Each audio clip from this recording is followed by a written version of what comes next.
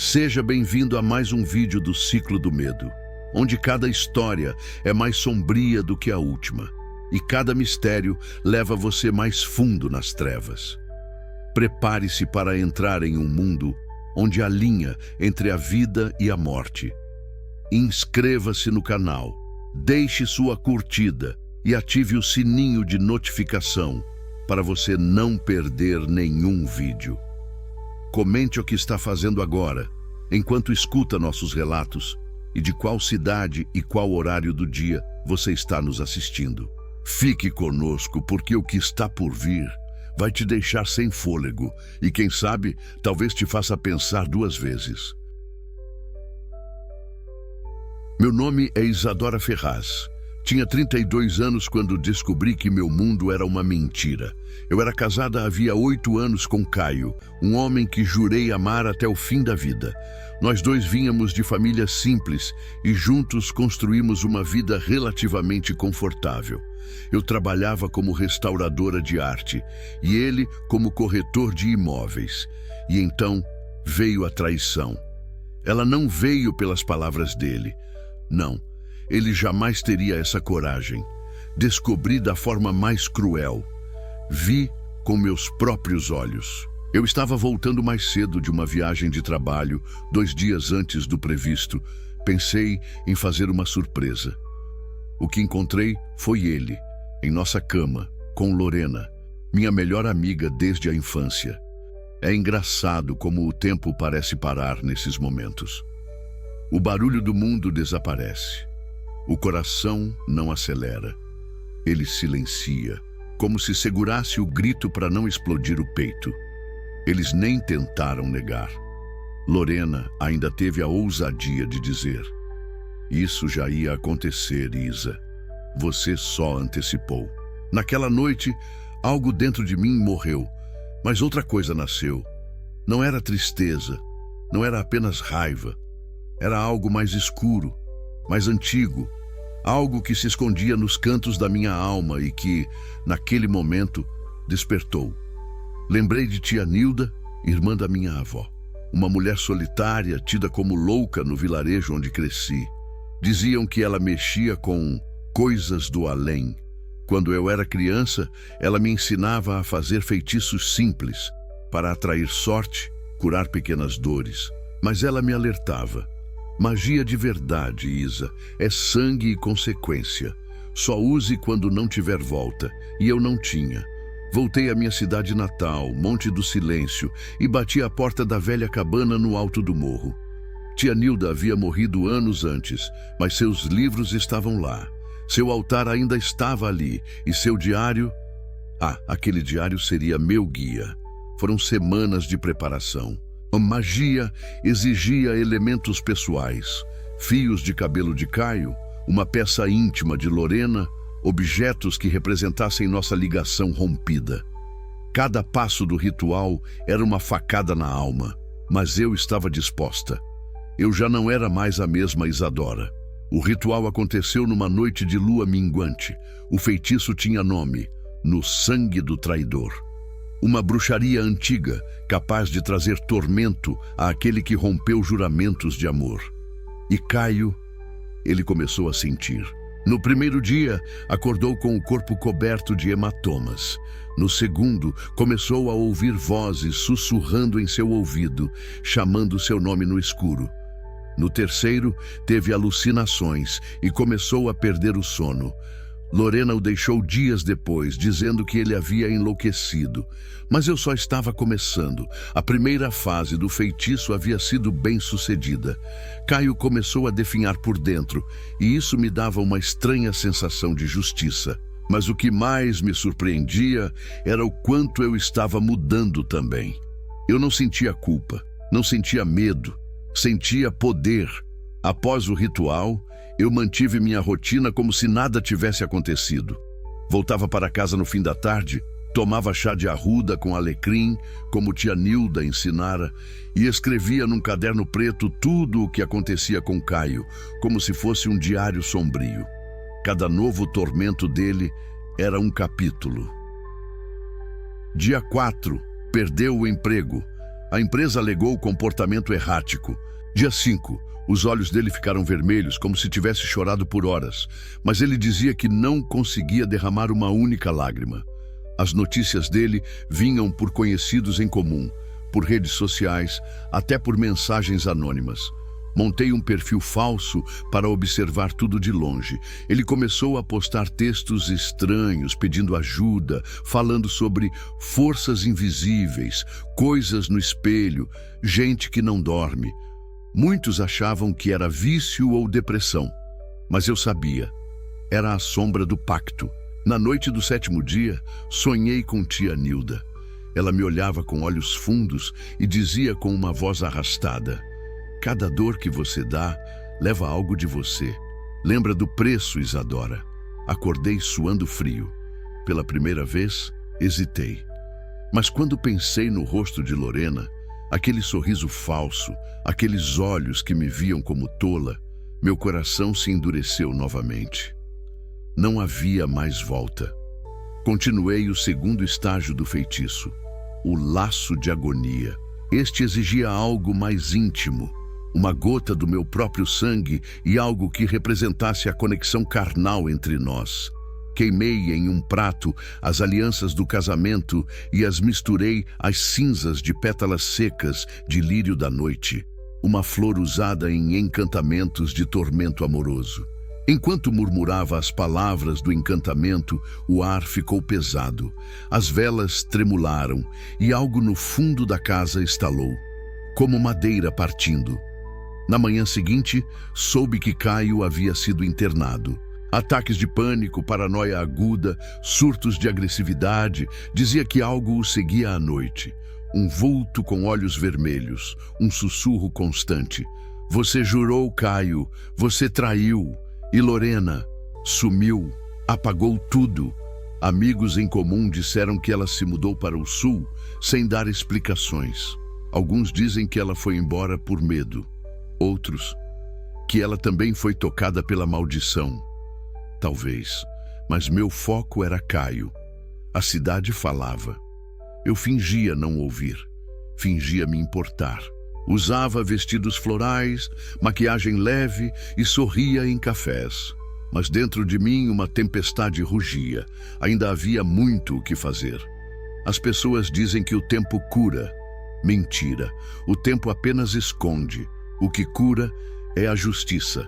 E a minha justiça estava apenas na metade do caminho. Caio seguia internado numa clínica particular, pago com o pouco dinheiro que ainda lhe restava. A família dele começou a me procurar, achando que eu, como boa esposa, saberia o que estava acontecendo com ele. Mal sabiam que eu era o pesadelo que os assombrava.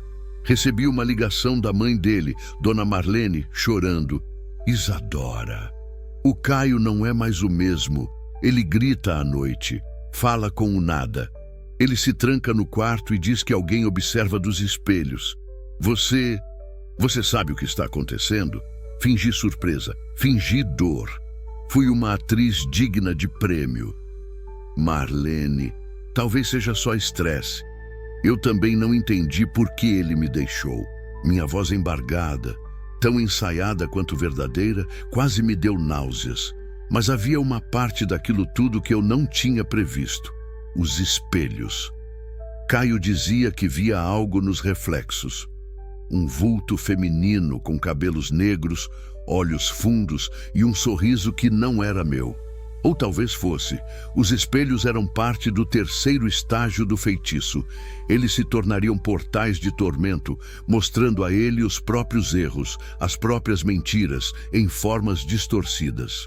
Por ironia, ele havia decorado nosso antigo apartamento com espelhos de todos os tipos. Cada um agora era uma maldição emoldurada. E então aconteceu algo estranho. Certa noite, enquanto eu limpava o altar na casa de tia Nilda, vi meu próprio reflexo embaçar no espelho à minha frente. Mas não era vapor. Era como se algo estivesse tentando sair dali. Senti uma tontura leve, como se minha energia estivesse sendo puxada. Afastei-me rapidamente e desfiz o círculo de proteção com sal que havia ao redor do altar. Minutos depois, tudo voltou ao normal. Foi o aviso. A magia estava cobrando o preço. Eu havia me esquecido que dor invocada demais cria raízes. E essas raízes não se contentam em ficar onde nasceram, elas se espalham. Passei dias sem dormir bem. Comecei a sonhar com Caio gritando meu nome, cercado de sombras, sendo puxado por mãos invisíveis, e em todos os sonhos ele me olhava como se soubesse, como se de alguma forma entendesse que eu era a origem. Mas eu não me abalaria, não ainda. O quarto estágio exigiria mais. Eu precisava confrontar algo que vinha evitando desde o início, minha própria culpa, não por Caio, mas por ter deixado que o amor me cegasse por tanto tempo. Em breve, eu colocaria em prática o encantamento mais cruel do Grimório de Tia Nilda, a visão da perda. Um feitiço que faria Caio reviver todos os dias a dor da separação, da traição, da culpa. Tudo, em ciclos infinitos dentro da própria mente. Ele imploraria para sair, mas não haveria saída. A dor que ele me causou seria o ar que ele respiraria. O feitiço da visão da perda era cruel, até para os padrões do Grimório de Tia Nilda. Só podia ser realizado quando a vítima estivesse emocionalmente fragilizada. E Caio já estava quebrado. Preparei tudo com cuidado. Na noite do ritual, coloquei diante de mim um espelho negro, feito de obsidiana, que havia sido usado por minha tia em rituais de comunicação com o além. Ao lado, uma tigela de vidro com lágrimas secas, recolhidas em dias de dor verdadeira. Sim, eu chorei por ele antes, usei cada gota. A magia exigia verdade.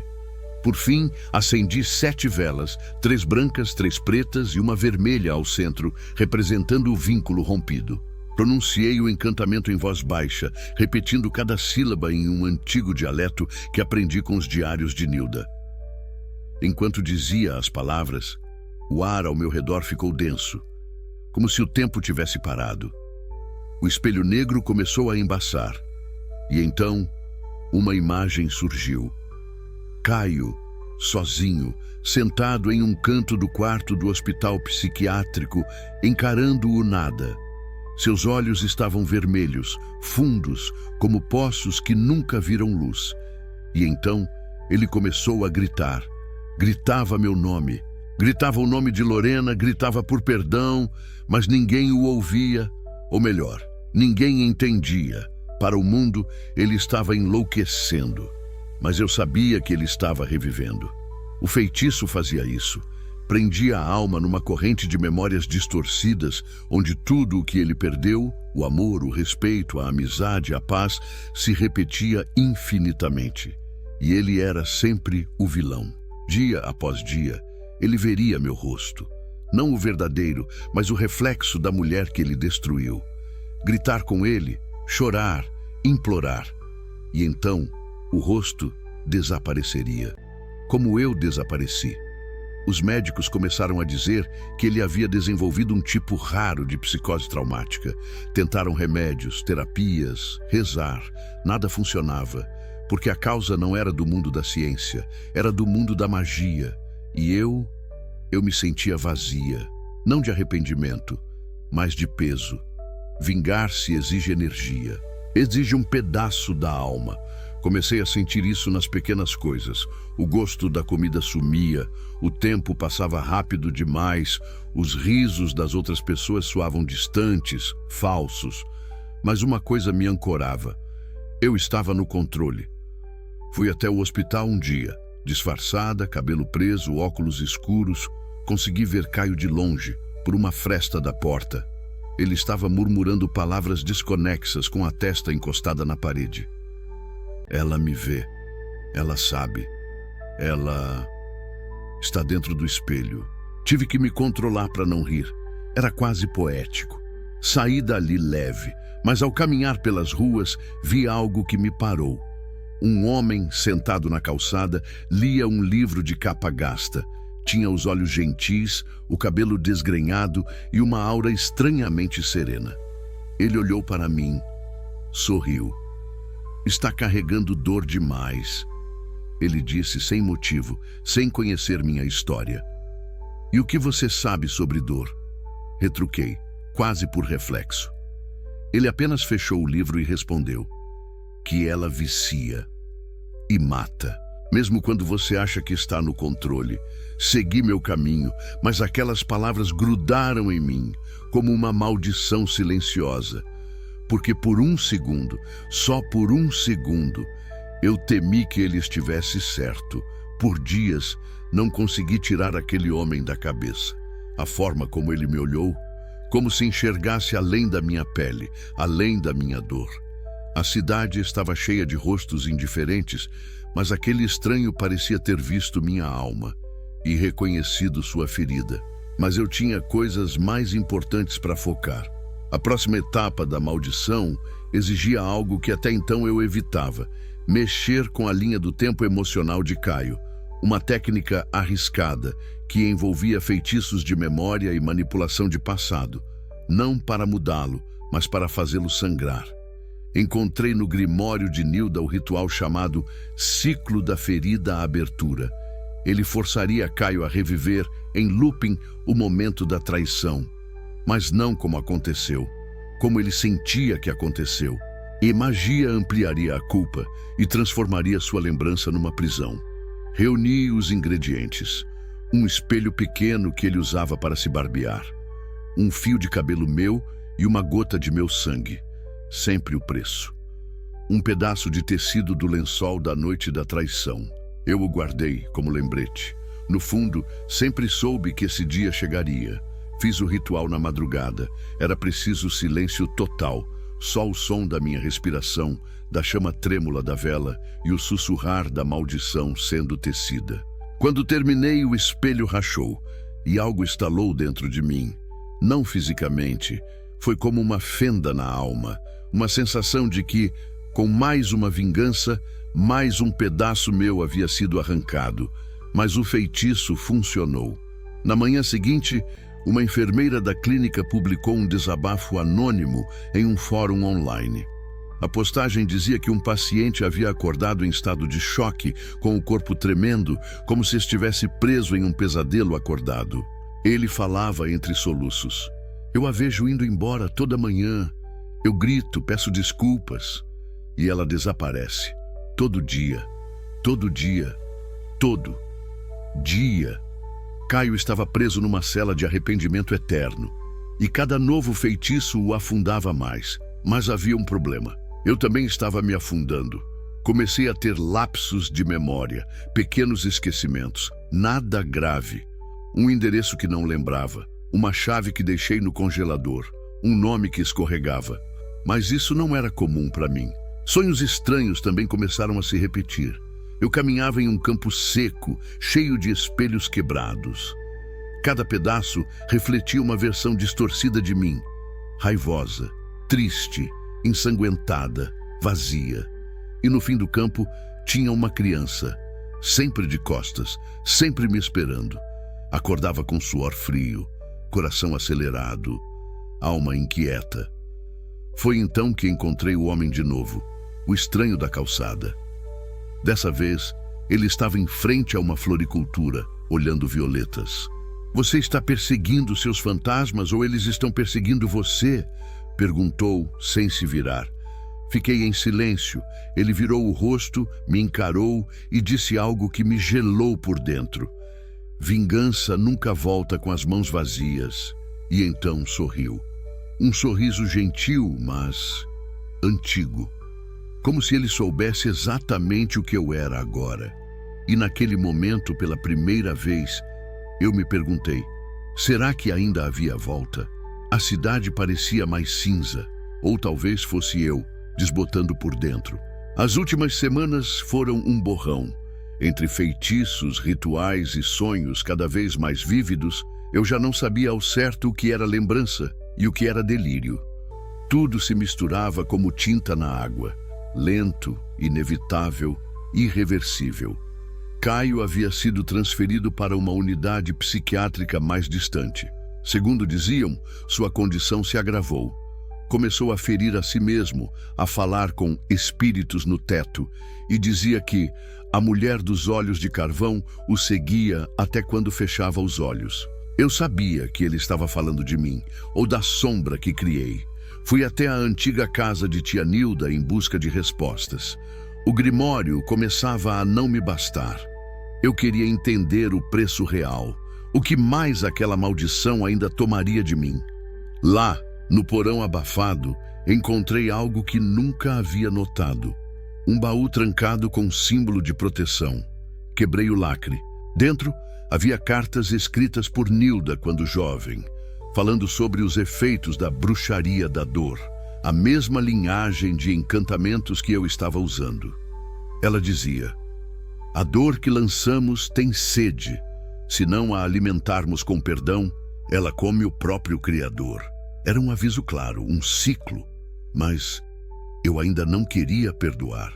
O rosto de Lorena ainda queimava na minha mente. O riso dela, a mentira, o toque dela nas costas do meu marido. Eu precisava terminar o que comecei.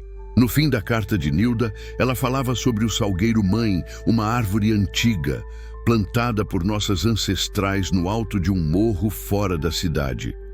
Dizia que lá os espíritos do sangue podiam ser ouvidos, que sob suas raízes jaziam as vozes da linhagem, e elas aconselhavam, advertiam, julgavam. Fui até lá. A árvore era imensa, retorcida, seus galhos pareciam mãos.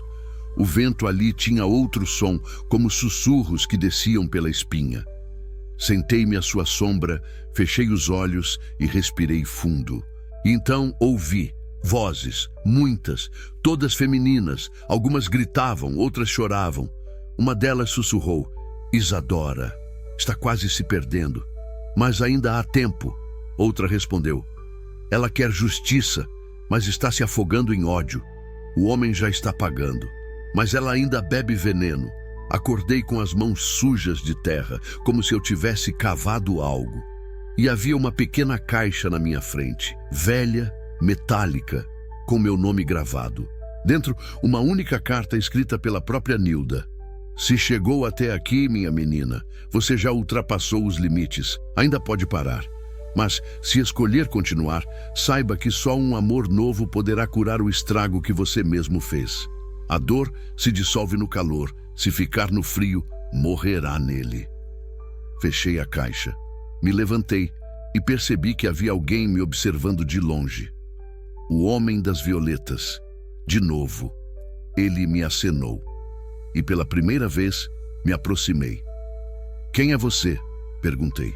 Ele sorriu e apenas disse: alguém que sobreviveu ao que você está vivendo. Você também fez isso com alguém? Sim, e quase perdi tudo, até que alguém me salvou. E talvez agora seja minha vez de salvar alguém também. Meu coração bateu mais forte, mas recuei. Não ainda, não agora. Caio ainda não havia sangrado o suficiente. Mas a primeira rachadura em minha armadura havia surgido. Chovia há dias. Uma chuva fina, persistente, como se o céu também chorasse por tudo que se perdeu. As notícias chegaram a mim por meio de um antigo colega de Caio que ainda me seguia nas redes sociais. Disfarçadamente, ele comentou em uma postagem minha sobre o que aconteceu com o Caio, como se esperando que eu já soubesse. Abri o perfil do hospital e lá estava. Paciente em surto violento quebra espelhos e se fere gravemente, encaminhado à UTI. Havia uma foto do corredor, manchas de sangue no chão e um pedaço de espelho quebrado com fios de cabelo colados. Meu estômago virou. Aquilo foi a confirmação. O último feitiço, o da visão da perda em ciclo eterno, estava consumindo tudo nele. Ele não sabia mais o que era real. Estava lutando contra os próprios reflexos. E mesmo assim, mesmo vendo tudo aquilo, não consegui sentir pena. Apenas um gosto amargo na boca, um incômodo estranho, algo que antes seria satisfação. Agora era um vazio difícil de explicar. Tentei me distrair. Passei a noite com o grimório aberto, revendo as páginas que antes me traziam poder. Mas elas agora me pareciam tristes, como cartas de suicídio emocionais de quem já perdeu tudo. Tentei encontrar o homem das violetas. Ele parecia ser meu último elo com algo que não fosse escuridão, mas ele havia sumido. Voltei à floricultura. Ninguém o conhecia. Comecei a questionar se ele era real ou parte da magia tentando me puxar de volta. Mas havia uma certeza. Caio estava nos últimos estágios. Sua alma já estava comprometida. Não duraria muito. E quando ele cruzasse o limiar da sanidade por completo, a última etapa da maldição se ativaria sozinha. O eco final. Era o feitiço que devolvia à bruxa parte da dor infligida, como um espelho quebrando em sua direção. Uma espécie de equilíbrio. Eu sabia disso. Sempre soube. Mas nunca pensei que doeria antes de acontecer. E foi aí que o inesperado bateu à minha porta. Literalmente. Eu estava recolhendo ervas no quintal da casa de Nilda quando ouvi batidas firmes. Caminhei até a porta e, ao abrir, congelei. Era ele, o homem das violetas. Achei que tinha me imaginado, murmurei. Ele sorriu, molhado de chuva, segurando uma pequena planta envasada. Eu não sou fácil de achar, mas vim porque sei que o pior está por vir. Você é bruxo? Não. Mas conheço o suficiente da dor para saber quando alguém vai se afogar nela. Ele me entregou o vaso. Era uma muda de alecrim, uma erva de proteção e lembrança. Você pode terminar isso. Ou pode se libertar.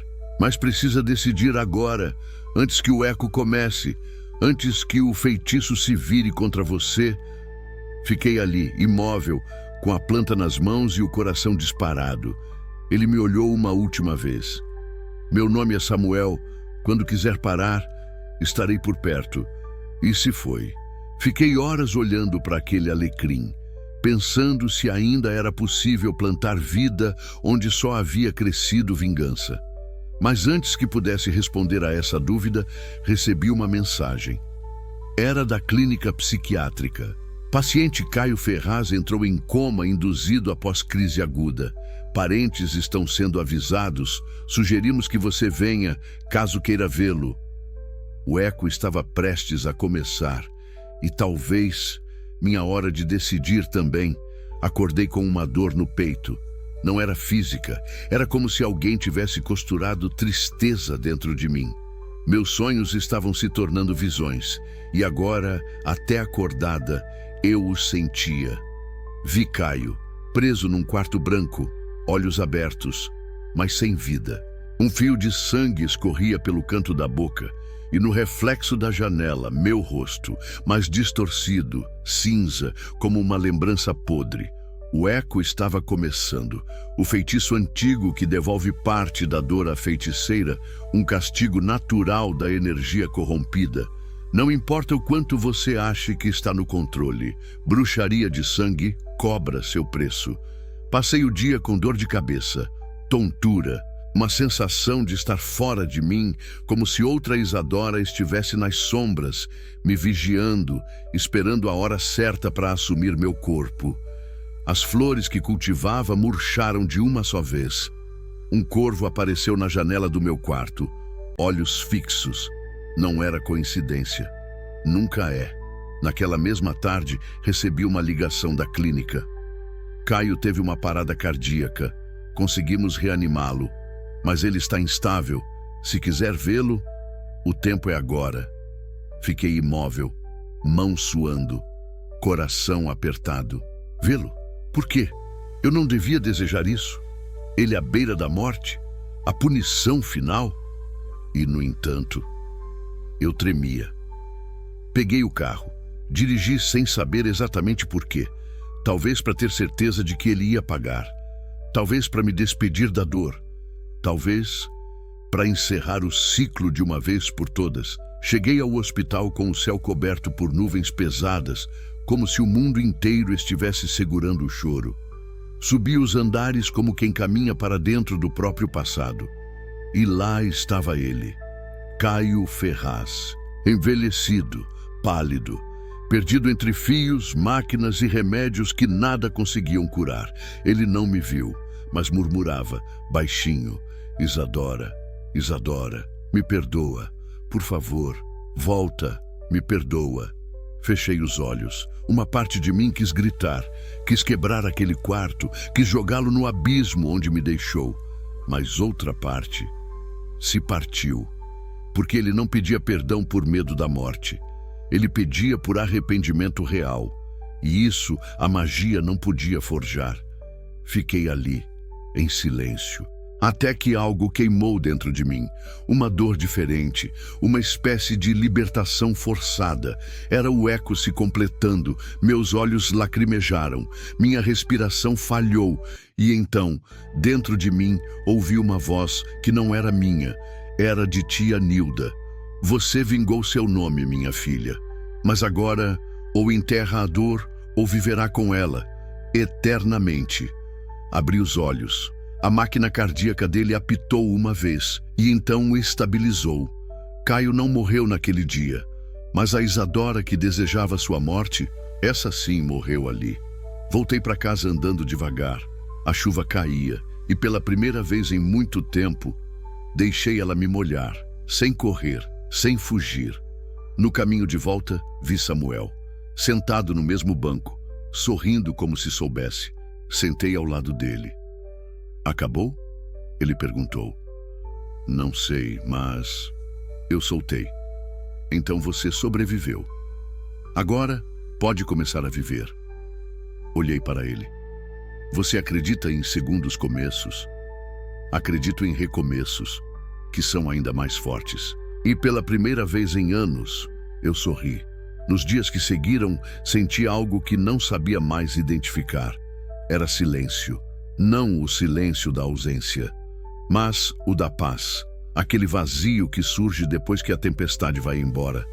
Quando você percebe que ainda está de pé, mesmo com os pés sujos de lama. Voltei para a casa de Nilda e queimei o grimório. Sim, eu queimei. Página por página, sob a luz da lua minguante, joguei nas chamas tudo o que restava daquela parte de mim. A bruxa da dor. A mulher ferida, a viúva da própria alma. As páginas não gritaram, não houve espetáculo, só o som do papel virando cinza.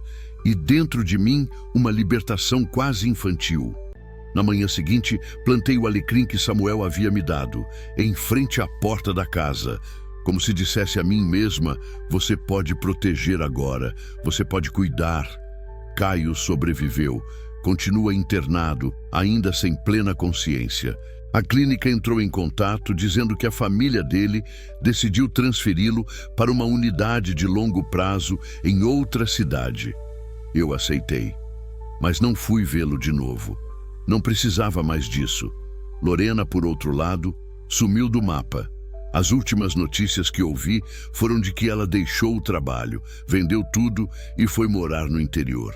Uma fuga? Talvez. Um recomeço? Que seja. Não me cabe mais decidir o destino dela. Já tive sangue demais nas mãos. E então veio Samuel. A princípio, ele aparecia com um café, um vaso novo, um livro emprestado. Nunca com promessas, nunca com pressa. Ele respeitava meu tempo, minha sombra, meu silêncio. Um dia, entre um chá e outro, perguntei: por que você me ajudou? Ele respondeu olhando para o horizonte como se revivesse sua própria dor. Porque eu queria que alguém tivesse feito isso por mim. E fizeram. Sim, tarde demais para salvar o que perdi. Mas cedo o suficiente para impedir que eu me perdesse junto. Entendi. E naquele momento algo dentro de mim se aqueceu. Não era amor ainda, era confiança, a semente. Os meses passaram. Samuel se tornou constante, firme, e pela primeira vez eu permiti que alguém me visse inteira, com as cicatrizes, com a sombra, com a vergonha, e ele não recuou. No fundo eu sabia, a vingança terminou, mas o luto não desaparece. Ele apenas muda de forma. Eu não era mais a Isadora que amava Caio, nem a mulher que desejava sua morte. Agora, eu era a mulher que escolheu viver apesar disso tudo, e viver com alguém ao lado, não para me salvar, mas para me acompanhar enquanto eu mesma me salvava. Algumas dores não morrem, Elas adormecem, e às vezes basta uma lembrança mal colocada para que despertem, esfregando a realidade no nosso rosto como uma toalha fria. Foi o que aconteceu naquele fim de tarde. Eu e Samuel estávamos no quintal, regando as plantas. A casa de Nilda estava viva novamente, cheiro de comida, vasos novos, livros nas estantes e até um cachorro que ele havia resgatado na rua. Chamei-o de Sombra, uma ironia que me fazia sorrir todos os dias. E então, o telefone tocou. Era a clínica. Caio Ferraz despertou, está lúcido e pediu para ver você. Silêncio. Do outro lado da linha, a enfermeira completou. Ele só fala seu nome, não exige, não grita, mas repete, sempre o mesmo pedido, uma única vez. Demorei horas para decidir. Samuel não disse uma palavra a respeito, apenas me trouxe chá, sentou no sofá ao meu lado e segurou minha mão como quem diz, se for, vá inteira, se ficar, eu fico também. Fui. Cheguei à clínica sem maquiagem, sem armadura, sem máscara. Era a primeira vez que Caio me veria como eu me tornei. Entrei no quarto. Ele estava mais magro, mais pálido, e os olhos tinham algo que nunca vi nele antes. Consciência. Ele sorriu, fraco. Você veio... Não respondi. Fiquei de pé, perto da porta, como quem está pronto para ir embora a qualquer momento. Ele tentou falar, mas tossiu. Não sei o que aconteceu comigo. O mundo virou uma prisão. Senti como se estivesse sendo devorado por dentro. Você foi. Era você, não era? Não neguei. Ele abaixou os olhos. Eu mereci. Sim, mereceu. Eu te destruí e agora entendo como. E mesmo assim, você veio. Me aproximei por impulso, não por carinho, mas por respeito à dor que ele finalmente parecia entender. Eu vim porque não carrego mais ódio, não por você, por mim, porque eu me libertei. Você ainda tem que aprender a fazer isso com a sua culpa. Ele começou a chorar, um choro silencioso, seco, como quem já não tinha mais lágrimas. Você ama outro homem agora? Perguntou com uma voz tão pequena que quase não ouvi. Demorei, mas respondi com sinceridade. Sim, amo, mas do jeito certo, sem perder a mim mesma. Ele assentiu. Então você venceu. Saí do quarto sem olhar para trás e pela primeira vez me senti inteira. Caio já não era mais meu passado. Era apenas alguém que um dia fez parte da minha história. Uma parte triste, mas não mais dominante. Voltei para casa e encontrei Samuel preparando o jantar. Ele me olhou, soube sem que eu dissesse nada e perguntou: acabou? E eu, sorrindo, finalmente respondi: agora sim, acabou. Depois daquela última visita ao hospital, algo dentro de mim finalmente mudou. O peso que carregava há meses parecia diminuir, mesmo que as cicatrizes ainda adorecem. Samuel continuava presente, silencioso e paciente, como a brisa calma depois da tempestade. Ele não tentava apressar nada, não exigia que eu deixasse de lado minhas lembranças. Apenas estava lá, construindo comigo algo que antes eu achava impossível: uma família. Certa noite, enquanto tomávamos chá no sofá, ouvi o som distante de risos e passos de crianças. Olhei pela janela e vi do outro lado da rua uma família feliz, brincando no jardim. Eles eram exatamente aquilo que eu sempre quis e pensei que nunca mais poderia ter. Samuel percebeu meu olhar perdido e apertou minha mão. Você vai ter isso também, sabe? Eu duvido. Por quê? Porque construí essa nova vida na sombra da dor antiga. Mas é exatamente essa sombra que te torna forte. Você aprendeu a cuidar dela, não é? Acho que sim. Ele sorriu. Então, um dia, você vai abrir essa janela para mais do que só as sombras. Eu queria acreditar. Mais do que isso, eu queria agir para que fosse verdade. Comecei a trabalhar na floricultura de Samuel. Aprender sobre as plantas, cuidar delas ver como a vida cresce no silêncio, no cuidado e no tempo. Era um mundo novo para mim, cheio de pequenos milagres diários que eu antes ignorava, e aos poucos permiti que aquela luz na janela se aproximasse. Não foi fácil. Tive momentos de dúvida, medos antigos, pesadelos que me arrancavam do sono. Mas Samuel estava sempre ali, segurando minha mão, lembrando que a escuridão só tem poder se a deixarmos dominar. E então, numa manhã clara de primavera, aconteceu algo que eu não esperava. Um sorriso verdadeiro brotou no rosto de Samuel enquanto ele me falou, meio tímido: "Que tal a gente tentar?" Aquela frase simples carregava um mundo de esperança. Eu olhei para ele, para a casa que começava a ser nosso lar, para o futuro que eu nem imaginava que merecia. E pela primeira vez, senti que estava pronta para escrever um novo capítulo. Mesmo com a promessa de um futuro melhor, o passado nunca desaparece completamente. Ele se esconde nas sombras, pronto para reaparecer quando menos esperamos. Samuel e eu começamos a planejar uma vida juntos, simples, mas nossa. Falávamos sobre casamento, filhos, uma casa cheia de vida e risos, mas eu sabia que ainda havia um fantasma pairando sobre tudo isso: Caio. Por mais que ele estivesse longe, sua presença ainda me assombrava em noites silenciosas. E algumas vezes eu me pegava pensando se minha vingança havia sido justa. Se tudo aquilo que fizera para quebrá-lo não tinha me destruído um pouco também. Samuel percebeu essa batalha interna, mesmo quando eu tentava escondê-la. "Você acha que vai conseguir deixar tudo isso para trás?" perguntou uma noite, enquanto me abraçava. "Não sei. Talvez não completamente, mas eu quero tentar. Então você precisa confiar que pode ser feliz, mesmo com as cicatrizes. E se eu não conseguir, eu estarei aqui para te lembrar que você é mais forte do que qualquer dor." Naquele momento entendi que não seria um caminho fácil, que a felicidade que eu buscava não era a ausência da dor, mas a coragem de seguir em frente apesar dela. Comecei a escrever sobre tudo isso, meus medos, meus sonhos, minhas dúvidas. Era um diário que ninguém veria, mas que me ajudava a organizar a tempestade dentro de mim.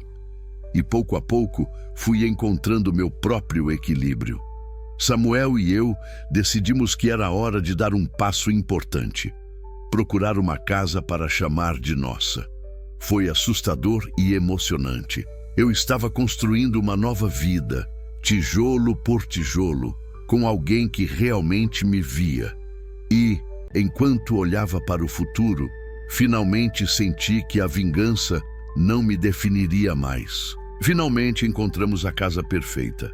Um lugar pequeno, com um jardim ensolarado e uma varanda onde eu poderia cultivar minhas plantas.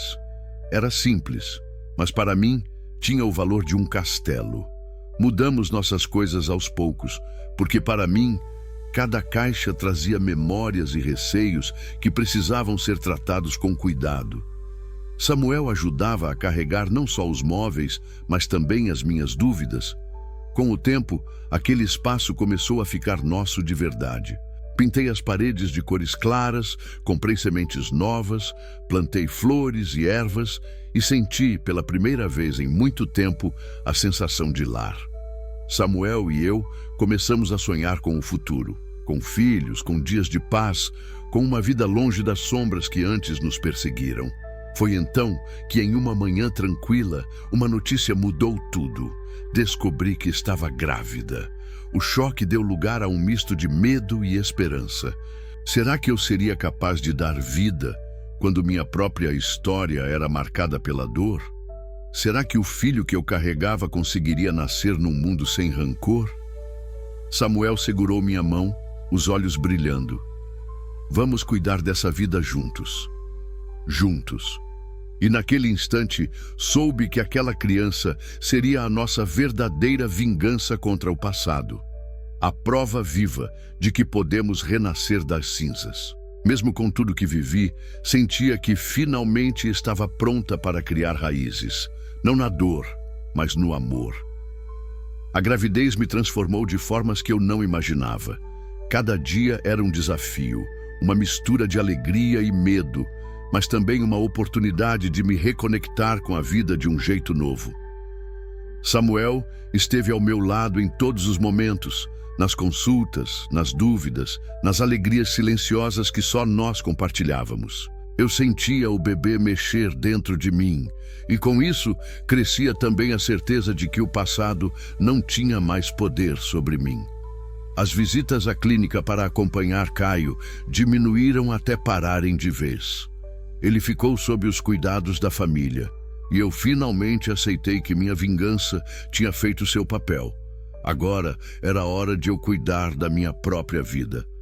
Nilda continuava me apoiando, assim como Samuel, formando uma pequena rede que me dava forças para seguir adiante. Em casa, o jardim florescia tanto quanto minha esperança. Eu cultivava minhas plantas, cuidava do meu corpo e, sobretudo, cuidava da minha alma. Mesmo com as lembranças das noites difíceis, eu sabia que a história que eu estava escrevendo agora era diferente. Era uma história de superação, de amor que nasce do fogo da dor. Quando senti a primeira contração, Samuel estava ali, firme e calmo, segurando minha mão e me lembrando que tudo iria ficar bem. E naquele instante, soube que o futuro que eu sempre desejei finalmente estava ao alcance. Não como um sonho distante, mas como uma vida real, vibrante e cheia de luz. O dia em que nosso filho nasceu foi o dia em que me senti verdadeiramente livre. Entre lágrimas e sorrisos, senti que a vida me dava uma segunda chance. Samuel segurou nosso bebê nos braços e olhou para mim com um amor que eu ainda não sabia descrever. Eu sorri, cansada, mas em paz. Enquanto isso, a notícia de que Caio havia finalmente partido circulava discretamente. A vida cobrou seu preço. Ele pagou por tudo que fez, mas longe do meu mundo agora. Com o tempo, consegui construir uma família. Não perfeita, mas real. Um lar onde o amor é a raiz que sustenta tudo. Minha história com Caio se tornou apenas um capítulo antigo. Uma lembrança que não machuca mais. Eu sou Isadora Ferraz, mulher que venceu a dor, a traição e a escuridão. Hoje eu escolho viver. E viver é o meu maior ato de coragem. Anos se passaram desde aquele inverno em que tudo parecia desmoronar. Hoje, olho para trás e vejo o quanto cresci. As feridas que um dia sangraram estão cicatrizadas, não apagadas, mas curadas no tempo e no amor. Samuel, nosso filho e eu, formamos uma família que aprendeu a valorizar cada instante, cada sorriso, cada desafio superado juntos. O jardim que plantei continua florescendo, assim como minha alma. Aprendi que vingança pode até parecer justiça, mas só o perdão, para si mesma, é capaz de abrir portas para a liberdade. Não foi fácil e não foi rápido, mas hoje sou a mulher que escolheu ser feliz, mesmo com todas as sombras que a vida jogou no seu caminho. Eu sou Isadora e finalmente eu floresci. Se você gostou deste vídeo, não se esqueça de deixar o seu like e se inscrever no canal. Isso nos ajuda a continuar trazendo mais conteúdo incrível para você. E claro, ative o sininho para não perder nenhuma novidade. Tem 2 vídeos na sua tela esperando por você. Clique em qualquer um deles e descubra outras histórias que vão te prender do começo ao fim. Obrigado por assistir e até o próximo vídeo.